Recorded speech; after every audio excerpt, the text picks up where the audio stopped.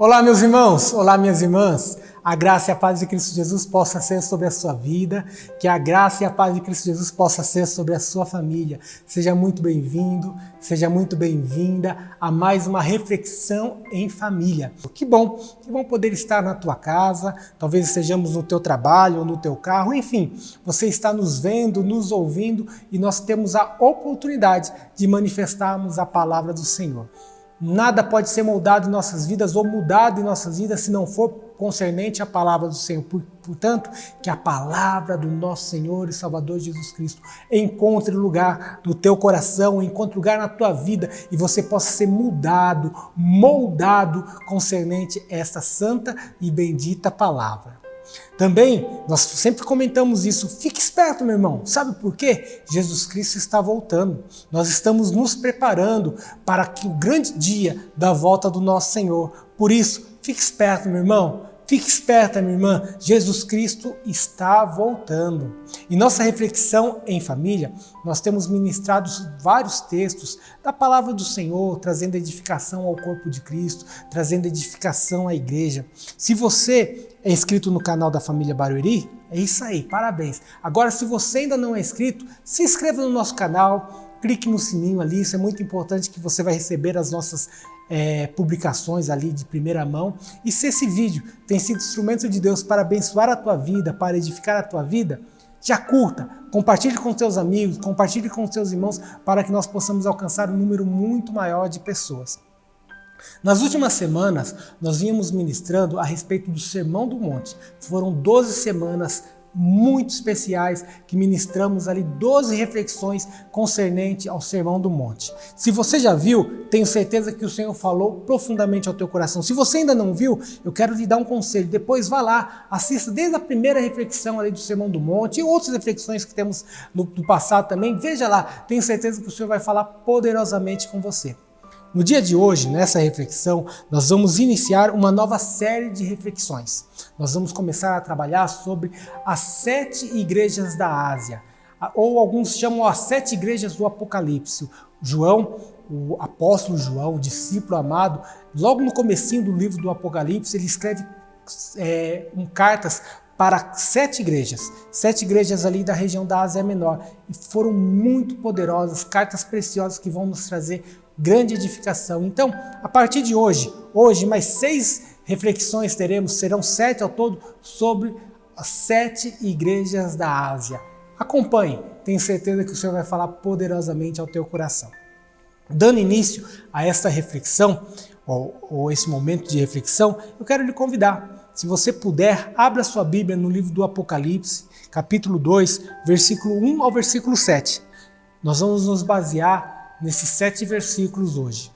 Apocalipse, capítulo 2, versículo 1 ao versículo 7. Diz assim: E o anjo em Éfeso escreve: Estas coisas diz aquele que conserva na mão direita as 7 estrelas e que anda no meio dos 7 candeeiros de ouro. Conheça as tuas obras, tanto o teu labor como a tua perseverança, e que não pode suportar homens maus, e que puseste à prova os que a si mesmos se declaram apóstolos e não são, e os achastes mentirosos. E tens perseverança, e suportaste provas por causa do meu nome, e não te deixastes esmorecer. Tenho, porém, contra ti que abandonaste o teu primeiro amor. Lembra-te, pois, de onde caíste, arrepende-te e volta à prática das primeiras obras. E se não, venho a ti e moverei do seu lugar o teu candeeiro, caso não te arrependas. Tens, contudo, a teu favor, que odeia as obras dos nicolaítas, os quais eu também odeio. Quem tem ouvido, ouça o que o Espírito diz às igrejas. Ao vencedor, dar-lhe-ei que se alimente da árvore da vida que se encontra no paraíso de Deus. Pai, nós damos graças ao Senhor por esta palavra que é tão poderosa para quebrantar nossos corações, para alcançar os nossos corações. Por isso eu quero te pedir, Senhor, abre os nossos olhos espirituais, abre os nossos ouvidos espirituais para que possamos ver, ouvir e entender a tua boa, perfeita e agradável vontade, Senhor amado. Fala com os meus irmãos que estão em seus lares, estão em suas casas, trabalho, carro, não sei onde eles estão, mas fala com eles, Senhor amado. Ministra a tua santa e bendita palavra. Em nome de Cristo Jesus, usa a minha vida como servo do Senhor que sou, para a glória do teu nome. Amém. Graças a Deus, que a palavra do Senhor encontre lugar no teu coração, meu irmão. No decorrer das próximas reflexões em família, nós vamos trabalhar o capítulo 2 e o capítulo 3 do livro do Apocalipse. Igual esse agora, lemos o capítulo 2 a partir do verso 1. Pois então, a partir de agora, a partir dessas reflexões, nós vamos trabalhar o capítulo 2 e o capítulo 3 do livro do Apocalipse, que trata sobre as 7 igrejas da Ásia Menor. Conforme eu falei, alguns chamam sobre as 7 igrejas do Apocalipse também. São 7 igrejas da região da Ásia, da Ásia Menor especificamente, e que o Senhor, através do apóstolo João, envia-lhes ali algumas cartas, uma carta para cada uma dessas igrejas, para admoestar, para ensiná-la, para corrigir, para trazer algumas direções muito importantes. As 7 igrejas são Éfeso, que é a carta que acabamos de ler, Esmirna, Pérgamo, Tiátira, Sardes, Filadélfia e por último, a igreja de Laodiceia. Então, essas 7 igrejas serão, nós iremos permear ali, nós vamos trabalhar sobre elas nas nossas próximas reflexões em família. O apóstolo João, aqui, nesse momento que ele escreve essa carta, ele está preso. Ele está preso lá na ilha de Patmos. E ele recebe a revelação dos últimos acontecimentos que haveriam de vir sobre a humanidade, instaurando ali o novo céu e a nova terra.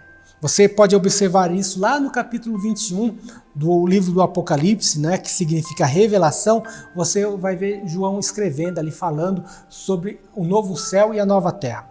Já no início do seu livro, capítulo 2 e capítulo 3, ele traz ali, o Senhor o inspira João a destinar a sua revelação, o Apocalipse, que significa revelação, destinar às 7 igrejas da Ásia Menor, trazendo ali reconhecimento, ou seja, reconhecendo o bem daquela igreja, aquilo que era de bom nelas, lhes trazendo instruções, corrigindo essas igrejas, e não apenas isso, mas também trazendo promessas para essas igrejas, ao passo que elas eram corrigidas e caminhassem no propósito e na direção do Senhor. Sobre a expectativa de que essas igrejas viessem a cumprir o seu papel no seu tempo.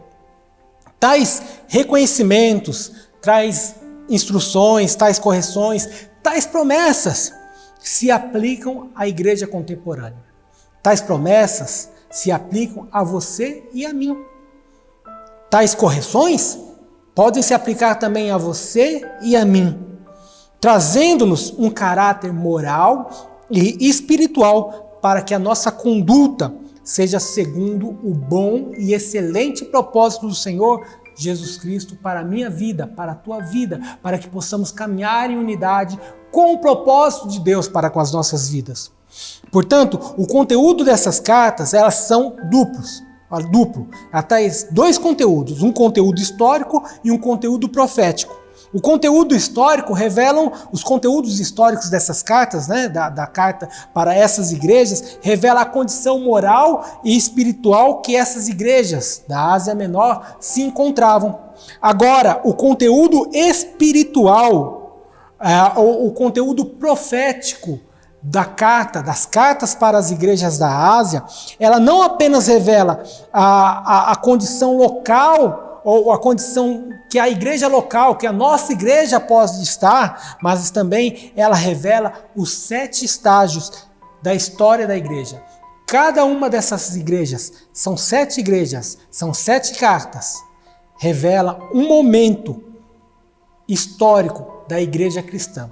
Nós hoje vamos falar do primeiro momento histórico, o momento apostólico aqui da igreja, que é representado pela igreja de Éfeso. Conforme no decorrer das nossas reflexões, nós vamos abordar cada ponto desse, trazendo uma aplicação moral, uma aplicação espiritual para as nossas vidas e um entendimento profético também para com as nossas vidas, para com a igreja universal do nosso Senhor e Salvador Jesus Cristo. Portanto, fique conosco. Tenho certeza que o Senhor vai falar poderosamente ao teu coração, assim como o Senhor tem falado comigo no decorrer dos estudos e das meditações que eu tenho feito sobre esse conteúdo tão precioso. Na reflexão de hoje, na reflexão em família de hoje, nós vamos ver sobre as lições práticas da igreja de Éfeso, onde veremos o nosso estado moral, onde nós vamos observar o nosso estado espiritual em comparação com a igreja de Éfeso, que é a igreja que é destinada à carta que lemos aqui. Qual estágio a igreja de Éfeso representava? Já adiantamos aqui, ela representa o estágio da igreja apostólica, já adiantamos um pouco sobre isso. Pois bem, sobre o propósito, nós faremos a exposição de Apocalipse, capítulo 2, do versículo 1 ao versículo 7. Então, já lemos aí, vamos ler novamente, agora vamos ler cada capítulo, ou aliás, cada versículo, cada palavra desses versículos e trazendo uma breve meditação sobre eles, refletindo sobre eles. Então vamos lá, nosso primeiro versículo 1 do capítulo 2 diz assim: E ao anjo de Éfeso escreve, estas coisas diz aquele que conserva na mão direita as 7 estrelas e que anda no meio dos 7 candeeiros de ouro. Pois bem, a cidade de Éfeso é uma cidade muito importante da história da igreja, porque ela é uma das igrejas ali apresentadas mais vigorosas das comunidades cristãs do Novo Testamento. Éfeso era uma cidade importantíssima. Ali tinha um conteúdo religioso muito forte e com a conversão e com a chegada do evangelho para aquela cidade, a propagação do evangelho se torna muito importante por meio da cidade de Éfeso. Então, uma igreja cristã ali fundamentada nos padrões apostólicos, na doutrina apostólica, para glorificar o nome santo do Senhor, uma igreja muito vigorosa. E em sua função profética, ela representa o período apostólico. Portanto, a igreja de Éfeso ela era dotada de poderes especiais, assim, poderes apostólicos mesmo, de milagres, de maravilhas.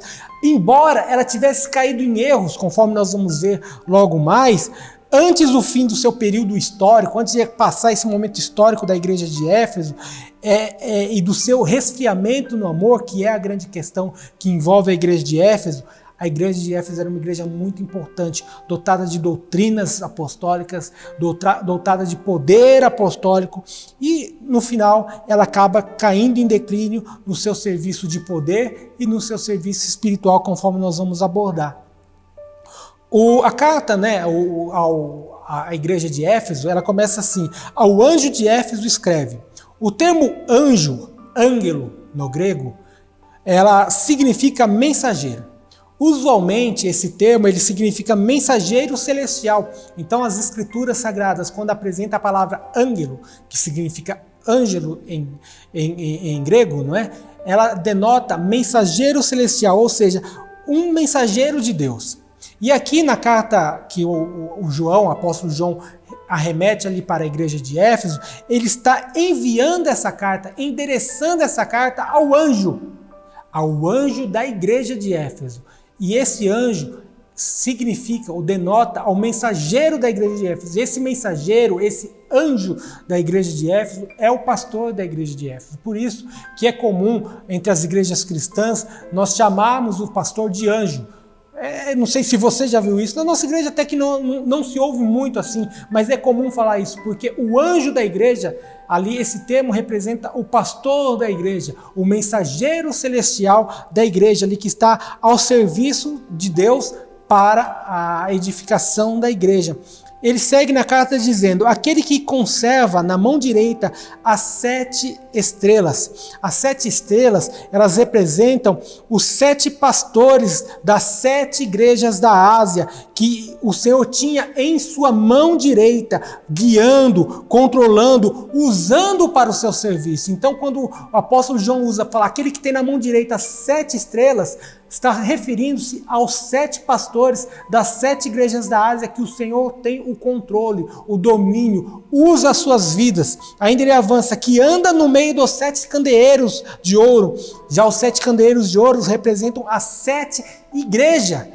As 7 igrejas da Ásia, essas igrejas que Cristo anda no meio dela, anda como Senhor, passeia pela igreja como Salvador e Senhor, dando à igreja segurança e assegurando a sua comunhão. Então, o apóstolo João, ao começar a carta, ele fala: olha, essa carta é enviada ao anjo da igreja, porque ele tem os anjos da igreja, as estrelas está na mão direita de Deus, no seu controle, porque ele passeia, ele está no meio dos 7 candeeiros, das 7 luzeiros que estão espalhados na Ásia. Nesse contexto aqui na Ásia, ele está passeando, assim como nós, igreja do Senhor. O Senhor está presente no meio da igreja e na sua mão estão os pastores da igreja que ele controla para edificar a sua santa e amada igreja. Já o versículo 2 diz assim: conheça as tuas obras, tanto o teu labor como a tua perseverança, e que não podes suportar homens maus, que puseste a provas o que a si mesmos se declaram apóstolos, e não são, e o achastes mentirosos.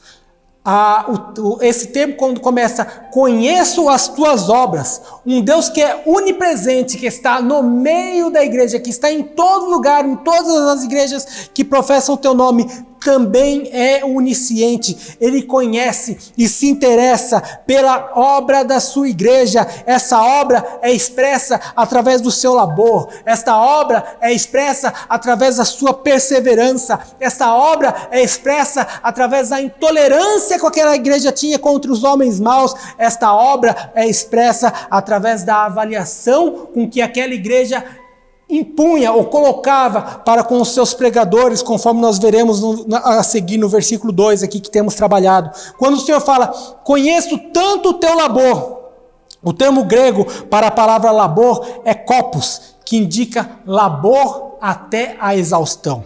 Significa exaurir-se, significa trabalhar arduamente. Isso nos propõe uma autoavaliação. Meu irmão, quanto nós temos nos desgastados pela obra do Senhor? O quanto você, o quanto eu temos nos desgastados pelo reino de Deus? Apóstolo Paulo, na sua segunda carta aos Coríntios, capítulo 12, versículo 15, ele diz: eu de boa vontade me gastarei e ainda me deixarei gastar em prol da vossa alma. Se mais vos amo, serei menos amado? É uma pergunta que ele faz à igreja de Corinto. Irmão, você, assim como o apóstolo Paulo, tem se desgastado, tem se deixado se desgastar pela obra do Senhor, pelas almas dos irmãos, para que os irmãos possam ser edificados, para que os irmãos possam ser fortalecidos no labor, fortalecidos no reino do Senhor. O seu labor, o labor aqui mencionado no caso da igreja de Éfeso, alude particularmente aos labores daqueles crentes que dedicavam sua vida ao Evangelho, a qual tomou conta de todo o centro civilizado do mundo conhecido. Aqueles crentes de Éfeso, aqueles crentes da Ásia Menor, dedicavam a sua vida à pregação e à manifestação do Evangelho, e através desta pregação ganharam o mundo. O mundo conheceu a palavra do Senhor. Onde quer que havia um crente, a manifestação do Evangelho ali chegava. Isso tem acontecido com a tua vida, onde quer que você chega à manifestação do Evangelho de Cristo. O Senhor conhece as tuas obras, o Senhor conhece o teu labor.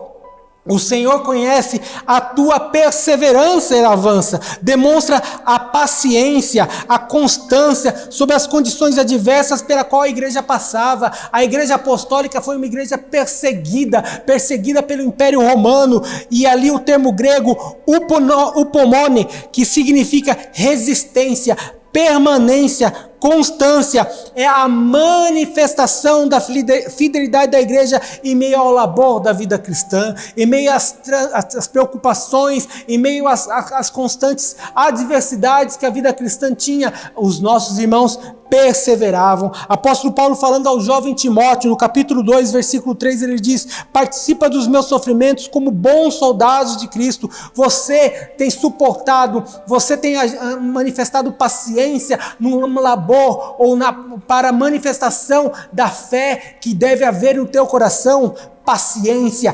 continuidade, avanço, é isso que precisamos. Por isso ele continua a falar: porque vocês não podem suportar homens maus. A igreja de Éfeso não tolerava homens que queriam mudar a natureza moral da igreja de Cristo. Esses homens eram homens maus. Eles são chamados, lá no versículo 6, a gente vai dar atenção sobre isso logo mais, são chamados de os nicolaítas. Notemos que são virtudes dos cristãos, não só o amor a Deus, não só a perseverança na prática do bem, mas também o ódio pelo mal, a contrariedade pelo mal, a recusar-se permitir a contaminação de seus membros, a recusar a contaminação da família cristã com as coisas do mundo, com as coisas que não provêm do Senhor. Então era isso que o apóstolo João está falando, que o próprio Cristo está falando a respeito da igreja de Éfeso. Puseste à prova o que a si mesmos se declaram apóstolos e não são, e eu achastes mentirosos. Esta prova é a prova doutrinária. Aquelas pessoas que chegavam na igreja de Éfeso para pregar, eles eram colocados à prova, havia uma aprovação doutrinária, se o que eles estavam falando realmente arremetia ao princípio da fé cristã. Por isso, o apóstolo João, na sua primeira carta, capítulo 4, versículo 1, diz: Amados, não deis crédito a qualquer espírito, antes provai os espíritos se procedem de Deus, porque muitos falsos profetas têm saído pelo mundo afora. Daí a importância de que nós venhamos a conhecer as Escrituras, para nós não tolerarmos as doutrinas que vão contra a fé cristã. Há muitos mentirosos, há muitos falsos apóstolos, falsos pastores que têm saído por aí para enganar os incautos. Portanto, meu irmão, medite na palavra do Senhor, estude a palavra do Senhor, seja um homem, uma mulher habilitada na palavra de Cristo.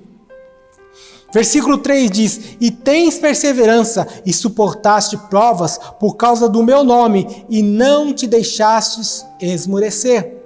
Tens perseverança. Perceba que mais uma vez o Senhor exalta a perseverança da igreja de Éfeso. Esta é a tônica da carta, de todas as cartas das igrejas da Ásia Menor. Na verdade, essa é a tônica do livro do Apocalipse. Perseverança.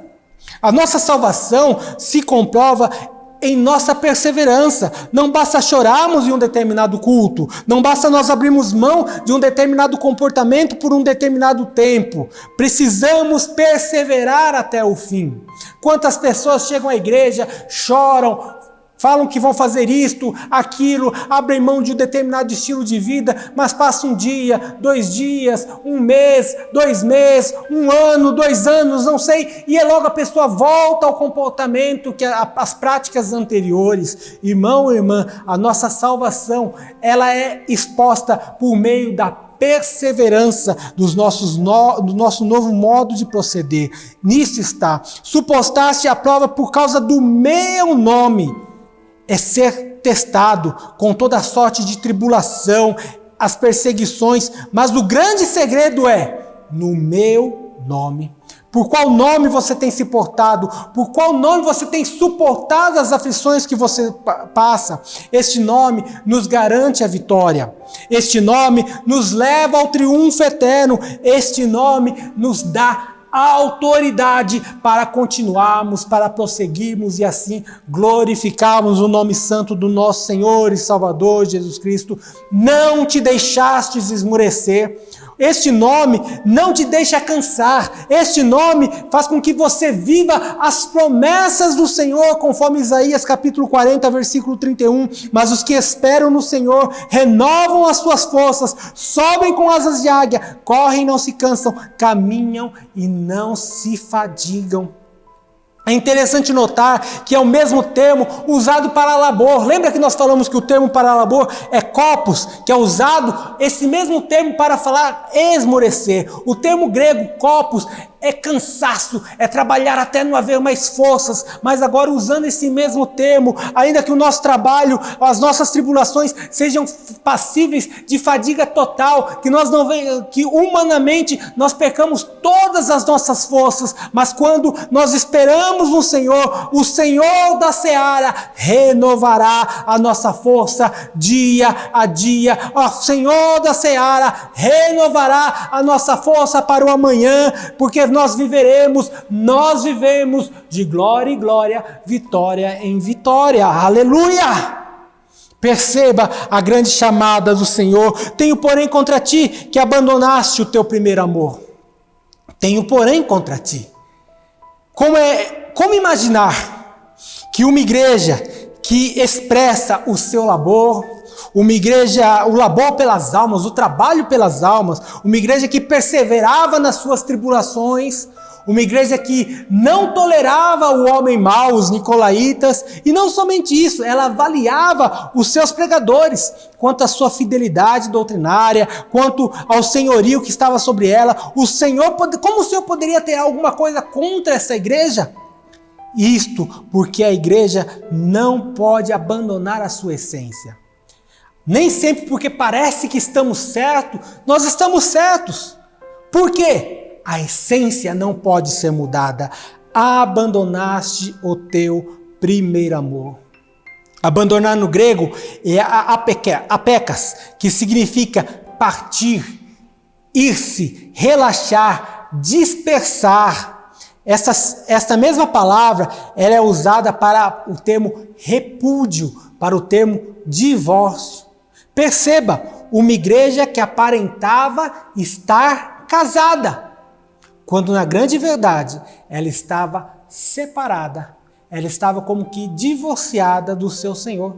Você consegue imaginar esta cena? Pois então, quem é o primeiro amor? É o próprio Deus em Cristo Jesus.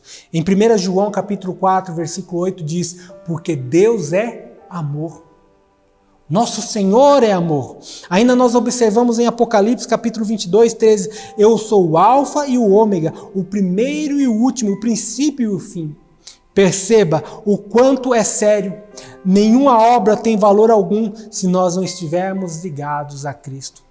Perceba que as obras da igreja de Éfeso eram obras poderosas, era um trabalho, eles trabalhavam muito, eles perseveravam, eles padeciam as aflições, eles se levantavam contra os nicolaítas, eles avaliavam seus pregadores, no entanto, eles haviam abandonado o primeiro amor. Deus é amor. O primeiro amor é Deus, é Jesus. Eles estavam levando uma vida, apesar de aparentemente certa, apesar de religiosamente correta, mas eles não tinham a essência de estarem ligados a Cristo. Por isso o Senhor falava, nos evangelhos fala, sem mim nada podeis fazer. Meu irmão, por mais bonzinho que possamos ser, por melhores obras que possamos fazer, se não for em nome de Cristo, se Cristo não estiver em nós, de nada vale.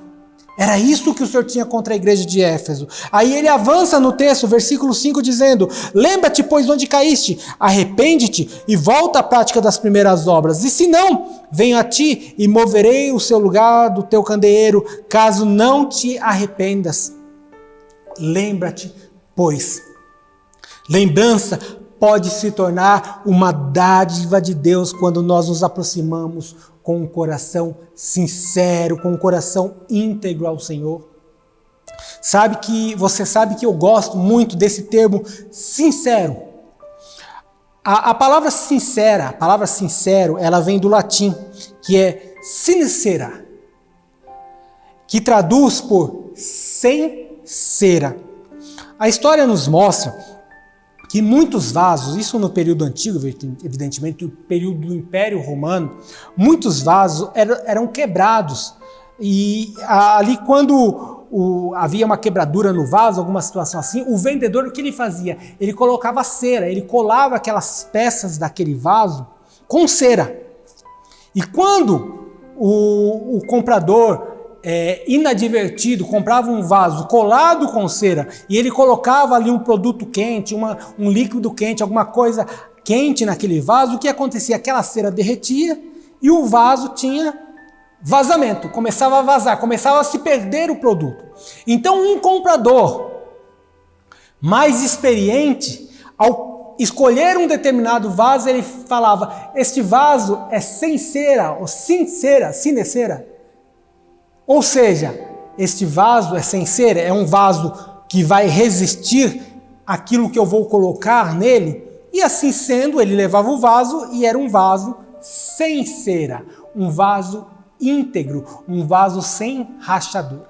Desse termo, sincera, nos deriva a palavra sincera ou sincero.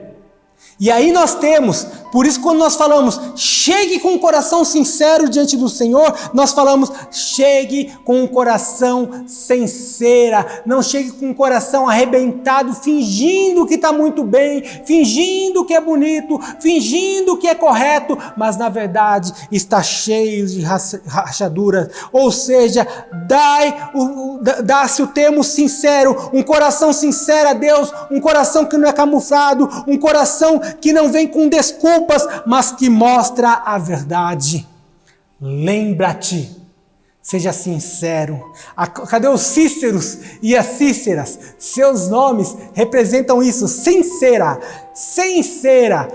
Olha só que termo interessante. Tenha o seu coração desta maneira, meu irmão. Tenha o teu coração desta maneira, meu irmão. Lembra-te, pois, de onde caíste. Olhe para o problema. Olhe para onde foi que você caiu. O excesso de trabalho não compensa a queda. O excesso de ortodoxia não compensa a queda. A lealdade sem a sinceridade do coração não compensa a queda. Olha para onde caíste. Arrependa-te e volta às práticas das primeiras obras. Talvez a palavra mais importante da fé cristã seja a palavra arrependimento, que no grego significa metanoia, que significa mudança de mente, mudança de conduta, mudança de propósito. Aqui vemos uma igreja que está em uma trilha correta.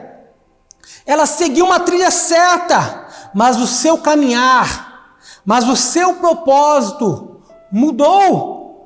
Jesus está falando, volta ao primeiro propósito, não é somente fazer a coisa certa, mas ter no seu coração as intenções certas. Volta-te à obra do amor, volte-te a Cristo, Senhor e Salvador de tua vida. Se não vem a ti, moverei o seu lugar do candeeiro.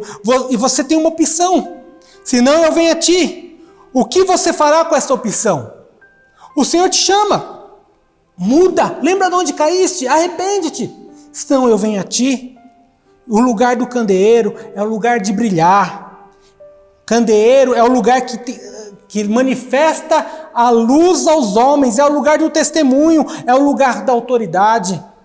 Que o Senhor não remova o teu lugar de autoridade, que o Senhor não te remova do candeeiro, que o Senhor não te mova do testemunho. Caso não te arrependas, arrependa-se honestamente, arrependa-se sinceramente, arrependa-se, mantenha o teu lugar no candeeiro, mantenha o teu lugar na igreja de Cristo. Aleluia, graças a Deus. Versículo 6 diz: tens contudo a teu favor que odeia as obras dos nicolaítas, os quais eu também odeio. Agora somos levados de volta ao segundo capítulo, ao segundo versículo que nós inclusive já lemos, que fala sobre a resistência contra os falsos apóstolos, homens maus, homens mentirosos, conforme são ali chamados. O segundo versículo apresenta os líderes das seitas que desviava o povo do propósito de Deus, e esse versículo agora aponta para os discípulos deles, aqueles que buscavam afastar o homem da santidade que Deus queria. Tens contudo a teu favor que odeia as obras dos nicolaítas. Esse versículo mostra que mesmo que estejamos em falha com Deus, Deus não deixa de olhar para as nossas obras. Perceba que Deus chamou a atenção: olha, eu tenho algo contra vocês.